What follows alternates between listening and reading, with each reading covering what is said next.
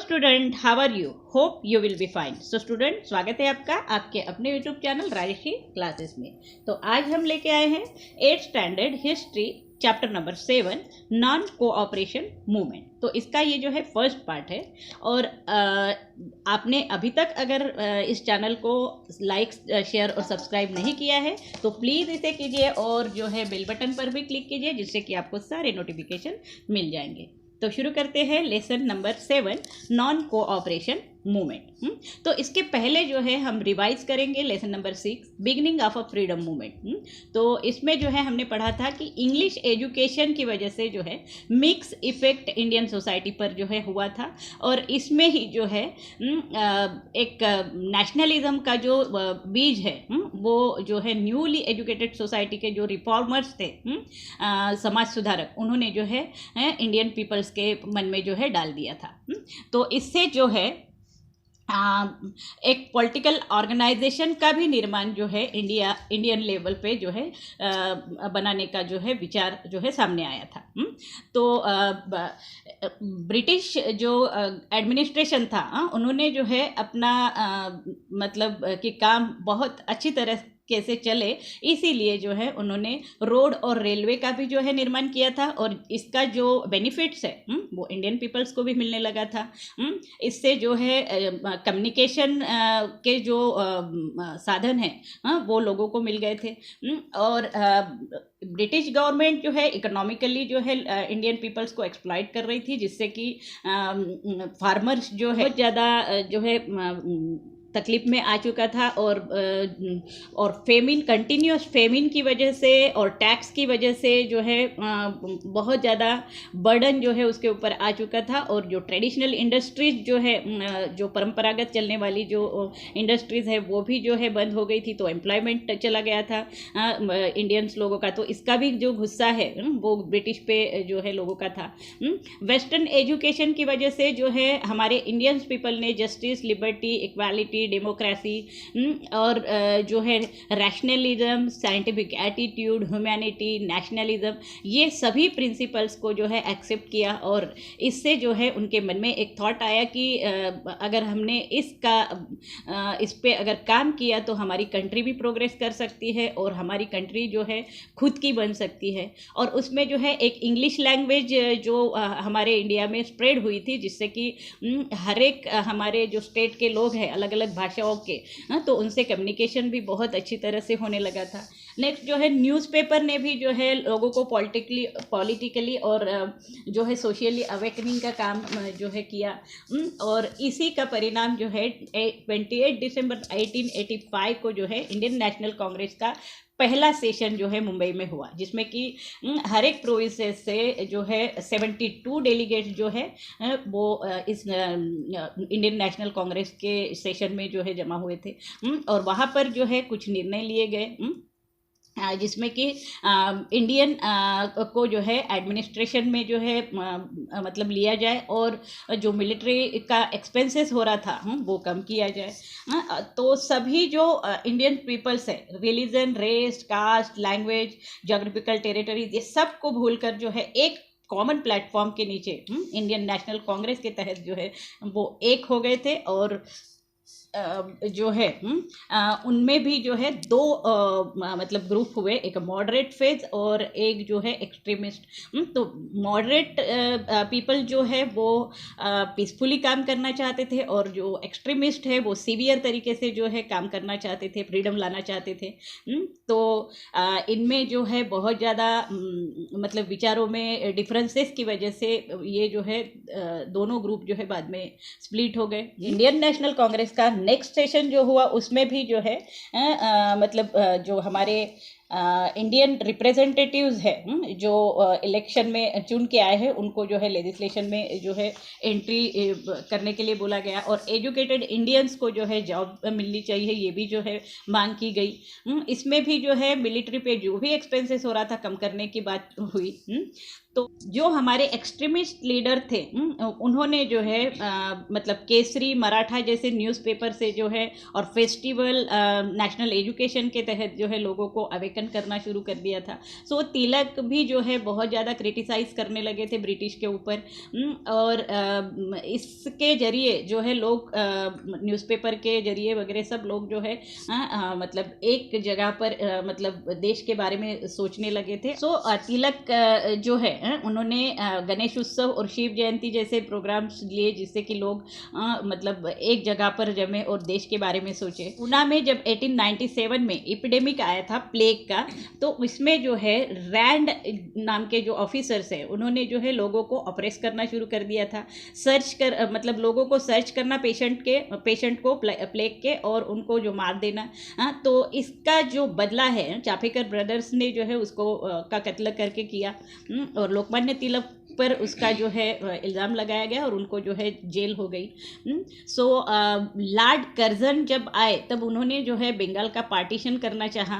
उन्होंने जो है कहा कि बंगाल जो है बहुत बड़ा मतलब राज्य है और एडमिनिस्ट्रेशन करने के लिए जो है वहाँ पर दो मतलब पार्टीशन होना बहुत ज़्यादा ज़रूरी है। और ये जो है इनकी चाल थी। और उन्होंने जो है मुस्लिम मेजॉरिटी को जो है ईस्ट बंगाल में मतलब करने की सोची और हिंदूज को जो है वेस्ट बंगाल में करने की सोची। और इससे जो है वो पार्टीशन मतलब करना चाहते थे और हमारी मूवमेंट को, फ्रीडम मूवमेंट को जो है वीक करना चाहते थे। नेक्स्ट जो है एंटी पार्टीशन मूवमेंट जो है शुरू हुई, जिसमें कि इसका विरोध किया गया। लोगों ने जो है बंगाल ही नहीं तो ऑल इंडिया लेवल पे जो है कहीं पे भी पार्टीशन ना हो, इसके लिए जो है उन्होंने एंटी पार्टीशन मूवमेंट शुरू कर दी। ऑल ओवर इंडिया में जो है इसके लिए जो है प्रोटेस्ट करना शुरू हो गया, मीटिंग्स होनी शुरू हो गई और वंदे मातरम के गीत भी जो है गाए जाने लगे। रक्षाबंधन जैसे प्रोग्राम भी जो है मतलब शुरू कर दिए गए जिससे कि लोग एक हो। और जो है बहुत सारे लार्ज नंबर ऑफ स्टूडेंट्स जो है उन्होंने गवर्नमेंट के स्कूल को, कॉलेज को जो है बायकॉट करना शुरू कर दिया। और ये जो हमारी इंडियन नेशनल कांग्रेस है इससे जो है इंक्रीज हो गई। नेक्स्ट जो है इंडियन नेशनल कांग्रेस ने जो है 4 पॉइंट प्रोग्राम का आयोजन किया। सो दादा भाई नौरोजी जो है वो 1906 के सेशन के जो है इंडियन नेशनल कांग्रेस के प्रेसिडेंट थे। और उन्होंने पहली बार जो है स्वराज का जो है उच्चारण जो है अपने स्पीच में जो है किया। और उन्होंने लोगों को कहा कि जो उन्होंने एक मैसेज दिया कि लोगों ने यूनाइट होना चाहिए और सिंसियरली जो है हमारे देश के लिए जो है लड़ना चाहिए। और इसीलिए जो है उन्होंने 4 पॉइंट प्रोग्राम का आयोजन किया था, जिसमें कि स्वराज, स्वदेशी, नेशनल एजुकेशन और बाइकॉट, ये 4 पॉइंट को लेके जो है उन्होंने अपना जो है प्रोग्राम जो है किया। तो इंडियन नेशनल कांग्रेस ने जो है स्वदेशी को जैसे ही अपनाया, मतलब हमारे देश में बनी वाली सभी जो चीज़ें हमारी रोज़ की डेली नीड्स की वो जो है हमें यूज़ करना था। और जो है फॉरेन के जो भी गुड्स आ रहे थे उसको हमें बायकॉट करना था। तो ये जो है पहला स्टेप था। और दूसरा स्टेप जो है फॉरेन के जो भी रूल्स है उसको भी जो है बायकॉट करना। और इस तरह से जो है ब्रिटिश इम्पेरियलिज्म को के रूट पे जो है अटैक करना, ये जो है कुछ लीडर्स का जो है कहना था। तो इसके बाद जो है मॉडरेट और एक्सट्रीमिस्ट में जो है विचारों के तफावत की वजह से जो है 2 ग्रुप हो गए। After partition movement government of British is disturb and उन्होंने जो है सप्रेशन पॉलिसी का जो है शुरू कर दिया। जो भी पब्लिक मीटिंग्स होती थी वहाँ पर जो है वो बैन करना शुरू कर दिया। स्ट्रिक्टली पनिशमेंट जो है उनको देना शुरू हुआ। और जिसमें स्कूल चिल्ड्रंस को भी जो है मारा जाने लगा था। और जो न्यूज़पेपर्स है उनको भी जो है रिस्ट्रिक्शन आ गए थे। तो ये जो रिवॉल्यूशनरी जो है इन्होंने जो है उसके बाद में फायरिंग और बॉम्ब ब्लास्ट का जो है यूज़ करना शुरू कर दिया था, जिससे कि लोकमान्य तिलक को जो है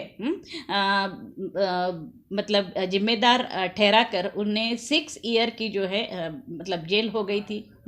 और उसके बाद में जो है सेपरेट पॉलिटिकल ऑर्गेनाइजेशन देने की बात जो है मुस्लिम्स को देने की बात जो है की गई, और जिससे कि लॉर्ड मिंटो जो ब्रिटिश ऑफिसर थे उन्होंने मुस्लिम लीग का जो है इस्टेब्लिशमेंट किया 1906 में। देन मॉर्ले मिंटो एक्ट जो है वो आया। लॉर्ड कर्जन ने जो है मतलब एजुकेटेड इंडियंस को जो है गवर्नमेंट सर्विसेज में नहीं लिया। देन अफ्रीकन पीपल्स भी जो है इंडियंस को जो है अवॉइड कर रहे थे। तो इस इनजस्ट बिहेवियर से जो है इंडियन जो है नाखुश थे, और इसीलिए जो है मॉर्ले मिंटो रिफॉर्म एक्ट के जरिए इंडियंस पीपल को जो है मतलब जो इलेक्टेड इंडियन रिप्रेजेंटेटिव है इनको लेजिस्लेटिव असेंबली में जो है लेने की बात हुई, और जो है मुस्लिम को भी जो है सेपरेट इलेक्टोरेट दिया गया। तो जिससे कि ब्रिटिश ने इंडियंस को जो है डिवाइड किया। और नेक्स्ट जो है लखनऊ पैक्ट आया, जिसमें मुस्लिम को सेपरेट इलेक्टोरेट देने की बात की, और उन्होंने भी जो है मतलब मुस्लिम लीग ने भी जो है इंडियन नेशनल कांग्रेस को सपोर्ट करने की बात की। देन होम रूल मूवमेंट आई, जिसमें कि बहुत बड़ा बदलाव जो है लोगों के मन में हुआ। होम रूल मीन्स जो है हमारी खुद की गवर्नमेंट जो है होनी चाहिए। इसलिए जो है एनी बेजेंट और लोकमान्य तिलक जो है डिफरेंट पार्ट्स में जो है टूर करके लोगों के मन में ये जो भावना है वो मतलब बढ़ा रहे थे। और तिलक का फर्मली कहना था कि Swaraj is my birth right and I shawl have it. मतलब स्वराज मेरा जो है जन्मसिद्ध अधिकार है और मैं वो लेके रहूँगा। और जब ये फर्स्ट वर्ल्ड वॉर का एटमॉस्फेयर जो है यूरोप में शुरू हुआ था, तो तब जो है इंडियंस के माइंड में भी जो है ब्रिटिश के रूल के खिलाफ जो है डिससेटिस्फैक्शन निर्माण होने लगा था, और होम रूल मूवमेंट जो है वो पॉपुलर होने लगी थी।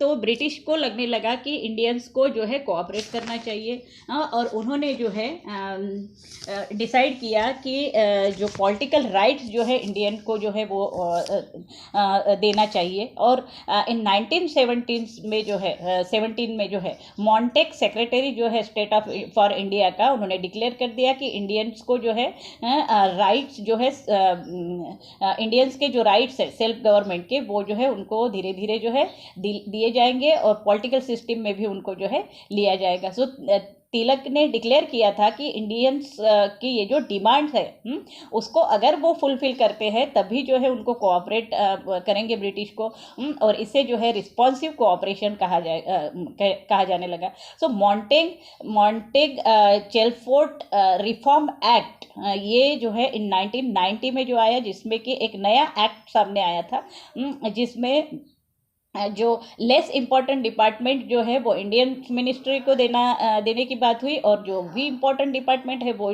जैसे रेवेन्यू है, फाइनेंस है, वो जो है ब्रिटिश के पास में रहेंगे। तो इससे जो है इंडियंस की डिमांड जो है पूरी नहीं हो रही थी, तो सब लोग जो है everybody was disappointed due to this act. और तिलक ने जो है क्रिटिसाइज भी किया कि ये तो ना स्वराज है ना ही उसका फाउंडेशन है।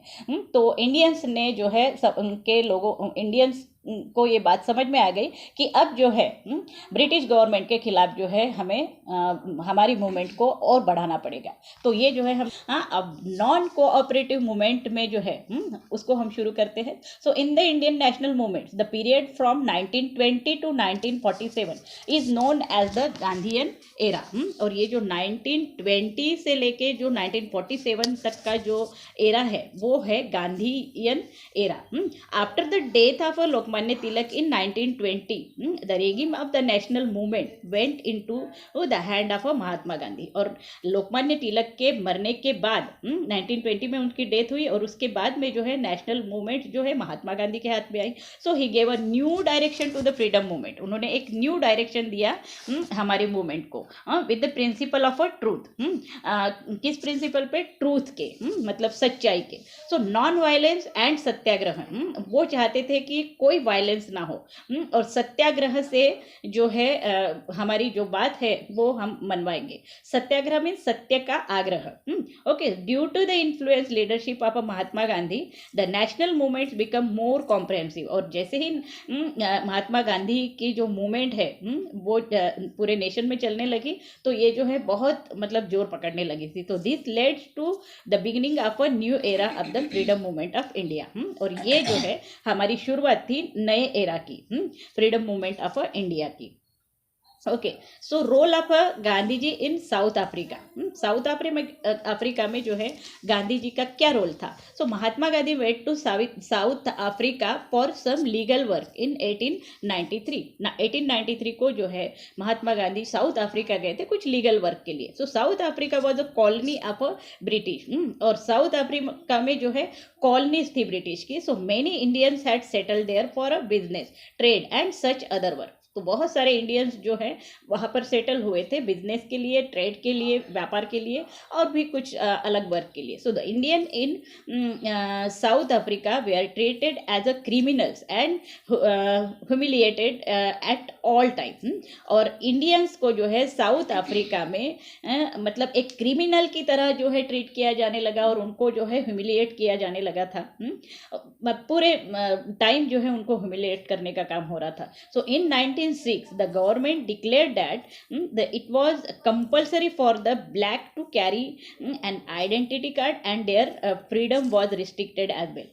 तो अफ्रीका में जो है गवर्नमेंट ने डिक्लेयर कर दिया था 1906 में कि ब्लैक जो पीपल है उनके पास में एक आइडेंटिटी कार्ड रहेगा और उनको जो है सभी फ्रीडम से जो है रिस्ट्रिक्टेड कर दिया गया था। So Gandhi ji follow the path of सत्याग्रह। और गांधी जी ने जो है वहाँ पर जो है अपना सत्याग्रह का जो पाथ है उनका उस पर जो वो अमल रहे। तो उन्होंने जो है against the injustice and gain justice for the people. मतलब सत्याग्रह करके जो है वहाँ पर जो भी इनजस्टिस हो रहा था, मतलब अन्याय हो रहा था, उनको जो है मतलब जस्टिस दिला दिया, न्याय दिला दिया। Okay, so Gandhi ji arrive in India. और बाद में जो है गांधी जी इंडिया में आए। On 9 January 1915 Gandhi ji return to India from South Africa. South Africa से जो है वो इंडिया में आए 9 जनवरी 1915 को। So as suggested by the Gopal Krishna Gokhale he made a tour of a entire nation. और गोपाल कृष्ण गोखले के कहने पे जो है उन्होंने पूरे नेशन का जो एक टूर किया। So he became sad looking at the misery and poverty of the people. और जब उन्होंने देखा कि हर तरफ जो है बहुत दुख है और जो है गरीबी है, तो ये देखकर जो है बहुत वो दुखी हो गए। So he look up the view of a service to the nation. और उन्होंने सोचा कि जो है नेशन के लिए, अपने देश के लिए जो है वो काम करेंगे। So so he stayed at the Sabarmati आश्रम इन अहमदाबाद। और Gandhi ji started a new technique of a satyagraha to gain justice for common people. लोगों, कॉमन पीपल को जो है जस्टिस, न्याय देने के लिए जो है एक नई टेक्निक जो है सत्याग्रह की उन्होंने शुरू की। So philosophy of a satyagraha. अब सत्याग्रह क्या है? So Gandhi ji bought in a novel technique of a satyagraha in the popular movement. और गांधी जी की जो ये न्यू टेक्निक्स है सत्याग्रह की, ये जो है बहुत ज़्यादा पॉपुलर मूवमेंट थी। So satyagraha means insisted of a truth, मतलब ट्रूथ के लिए लड़ना। यही जो है सत्याग्रह का मेन जो है मोटिव था।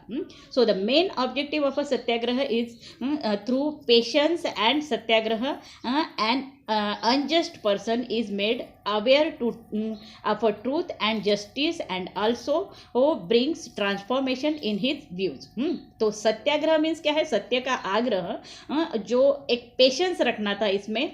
और जो भी अनजस्ट पर्सन है, मतलब जो भी अन्याय से पीड़ित जो पर्सन है, उसको जो है एक ट्रूथ का मार्ग बताकर जो है उसे न्याय देने की एक प्रक्रिया थी, जिससे कि उसके जो व्यूज़ है, मतलब उसके जो व्यूज है वो भी जो है ट्रांसफॉर्म करना था। So a person following satyagraha should never use violence. और जो भी पर्सन जो है सत्याग्रह को फॉलो कर रहा है वो वायलेंस नहीं करेगा और अनट्रूथ मीन्स से नहीं जाएगा, मतलब झूठी बातों की तरफ वो अट्रैक्ट नहीं होगा, हाँ, was the technique of Gandhi ji, और यही जो है गांधी जी की टेक्निक थी. So later not only the in India but in many parts of a world people adopted the path of a satyagraha to fight against injustice.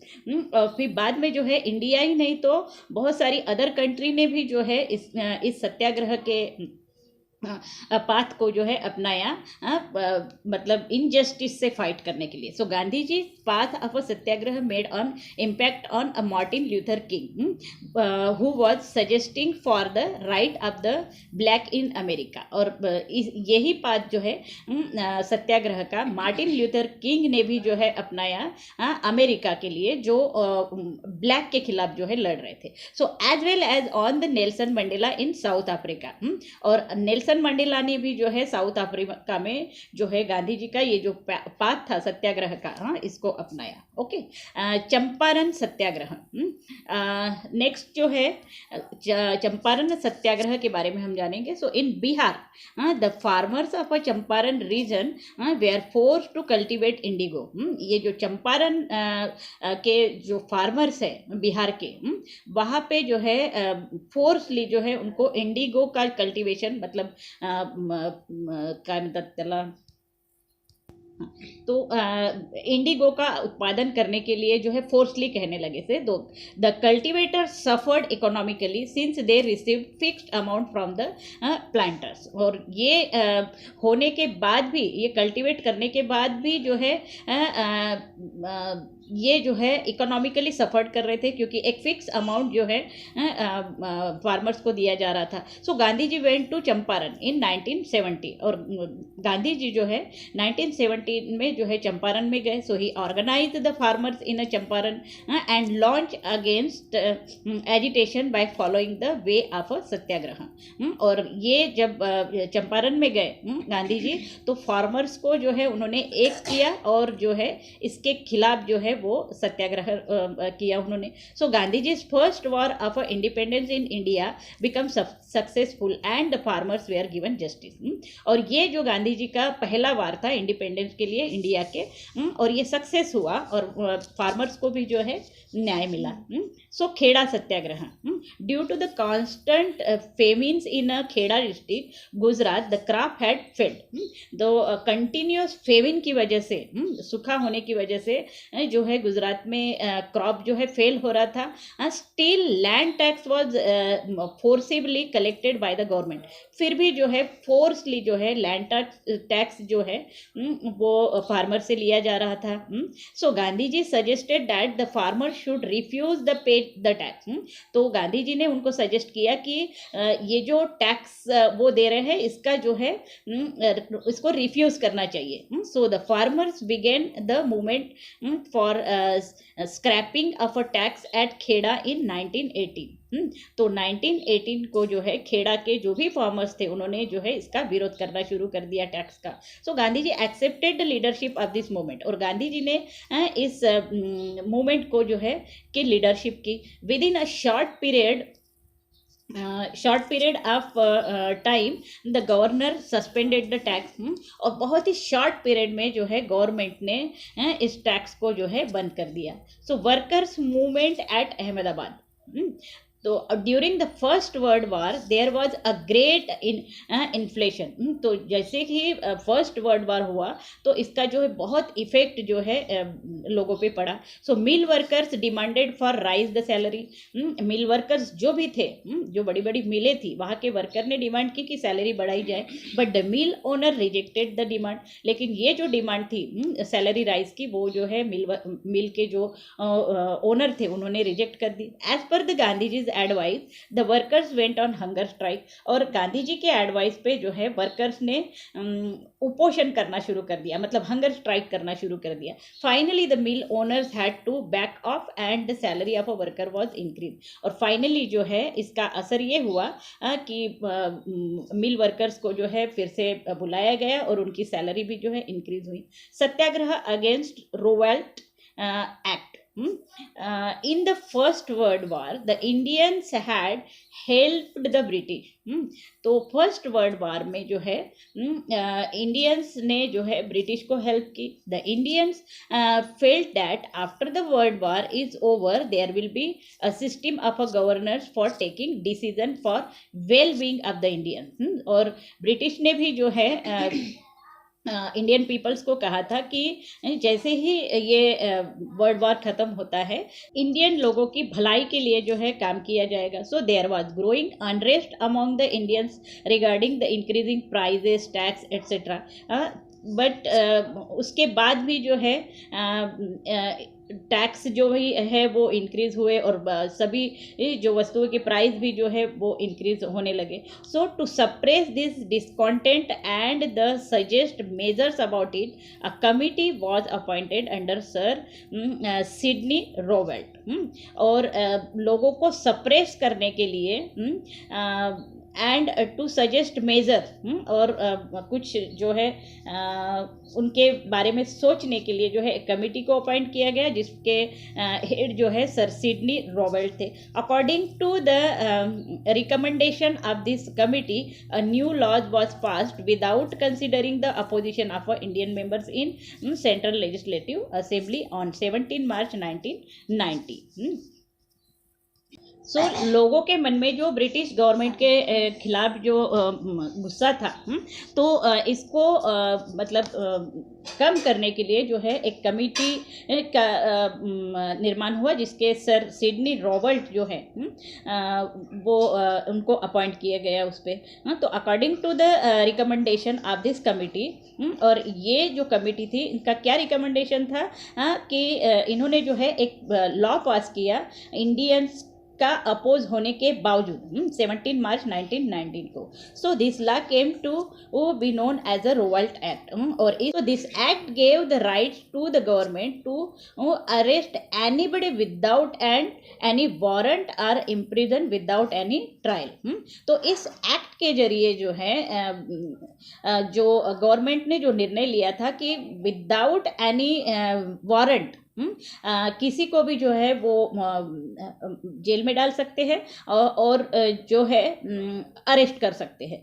Appeal was prohibited against the punishment given through this act. और appeal was prohibited और जो भी appeal करते थे वो जो है उसको प्रोहिबिटेड किया गया और पनिशमेंट जो है लोगों को इस एक्ट के जरिए दी जाने लगी. So the Indian called this act as a black act और इसीलिए इंडियंस जो है इसको ब्लैक एक्ट जो है कहने लगे. and a tide of anger arises all over India against this act. और सभी तरफ जो है इंडिया जो है इस रोवेल्ट एक्ट के खिलाफ जो है लोगों में जो है गुस्सा निर्माण हुआ था. So Gandhi ji launch a satyagraha against it और गांधी जी ने जो है इसके खिलाफ जो है सत्याग्रह करना शुरू कर दिया. On 6 April 1990 he appeal to the Indians to follow hartal all over India against the act. और 6 अप्रैल 1990 को जो है मतलब है हड़ताल करना शुरू कर दिया. मतलब सभी तरफ जो है शॉप्स और बाकी सभी जो है बंद रखना शुरू कर दिया और इस एक्ट के खिलाफ जो है वो शुरू कर दिया उन्होंने. So Indians responded to this appeal on a large scale और इसका रिस्पॉन्ड जो है मिला. ठीक है. सो Jallianwala Bagh massacre. The Indian movement that arose against the Revolt Act took over a firestorm in the provinces of Punjab. और ये जो मूवमेंट है रोवेल्ट एक्ट के खिलाफ जो ये मूवमेंट चल रही थी तो इसका जो है बहुत बड़े पैमाने पे जो है पंजाब जो राज्य है वहाँ पे जो है इसका इफेक्ट हुआ. Amritsar became the main centre of this movement और एक्ट के खिलाफ जो मूवमेंट चल रही थी तो ये अमृतसर में जो इसका सेंटर था. So the government has started the state of suppression और गवर्नमेंट ने जो है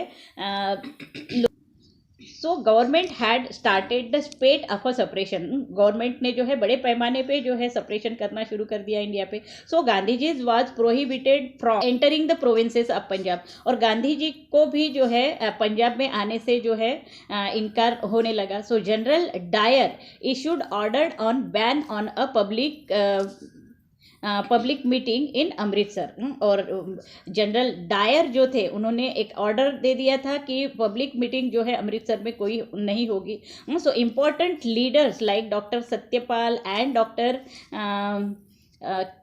Kitchlu were arrested for their involvement in Amritsar hartal case. और ये जो डॉक्टर किचलू और डॉक्टर सत्यपाल जो है इनको हड़ताल के केस में जो है अमृतसर में अरेस्ट किया गया। So as a protest against this on 13 April 1990 on a Baisakhi day the people of Amritsar assembled at a place named Jallianwala Bagh. सो इसके खिलाफ, इस रिवोल्ट एक्ट के खिलाफ जो है प्रोटेस्ट करने के लिए 13 अप्रैल 1990 को जो है ऑन अ बैसाखी डे, मतलब उस टाइम जो है वहाँ पे बैसाखी का त्यौहार मनाया जा रहा था। द पीपल ऑफ अमृतसर उन्होंने जो है एक जालियनवाला बाग जो प्लेस है वहाँ पे जो है एक असेंबली रखी। So General Dyer arrived with arm force. और जनरल डायर जो है वहाँ पर आ गए पूरे अपने आर्म फोर्स के साथ में। The place was enclose from all side. और इस प्लेस को जो है चारों तरफ से जो है बंद कर दिया गया and had only one small gate, सिर्फ एक जो है छोटा सा गेट जो है वो शुरू था। So General Dyer position his army and close down the only gate. और ये जो एक गेट था तो जनरल डायर ने उसको भी जो है बंद कर दिया और without giving any prior notification to the disarmed announced people innocent people, he ordered his soldier to fire। और विदाउट कोई नोटिफिकेशन दिए जो है इन्होंने अपने जो आर्मी फोर्स को जो है फायर करने के लिए, सोल्जर्स को फायर करने के लिए बोल दिया। और ये सब जो मीटिंग के लिए जमा थे इनके पास में कोई आर्म नहीं था, फोर्स नहीं था। सो 1660 राउंड्स हैड बीन फायर्ड। और इस सोल्जर के फायर में जो है 1660 राउंड्स जो है फायर किए गए। The army continue firing until the ammunition was over. और आर्मी जो है कंटिन्यू फायर करते रही जब तक कि उनका जो है मतलब गोलियां ख़त्म ना हो। So in this massacre about 400 people including men and womens were killed. और इस मतलब फायर में जो है 400 पीपल जो है जिसमें कि मेन और वुमेन भी थे वो सब जो है मर गए। So many peoples were wounded, और बहुत सारे पीपल्स जो है जख्मी हो गए। So after firing curfew was announced. और जैसे ही फायरिंग हुई उसके बाद में कर्फ्यू लगा दिया गया। So hence immediate treatment to the injured could not be made available. तो कर्फ्यू की वजह से जो है मतलब इमरजेंसी जो ट्रीटमेंट थी वो भी इमीडिएट जो है उनको नहीं दी गई। So in entire Punjab military law was imposed and many were sent to jail by the government. और एंटायर पंजाब में जो है, पूरे पंजाब में मिलिट्री लॉ जो है फोर्सली जो है लोगों को जो है जेल में मतलब डाल रही थी। तो जनरल माइकल ओ डायर जो था, गवर्नर था वो पंजाब का, was responsible for this massacre. और ये जो हत्याकांड जो जालियनवाला बाग में हुआ था इसका रिस्पॉन्सिबल कौन था?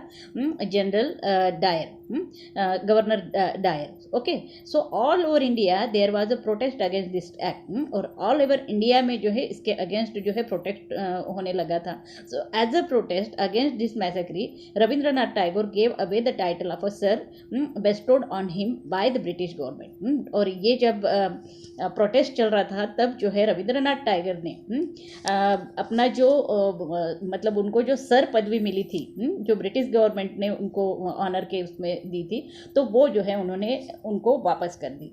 सो later Indians demand for inquiry of this massacre.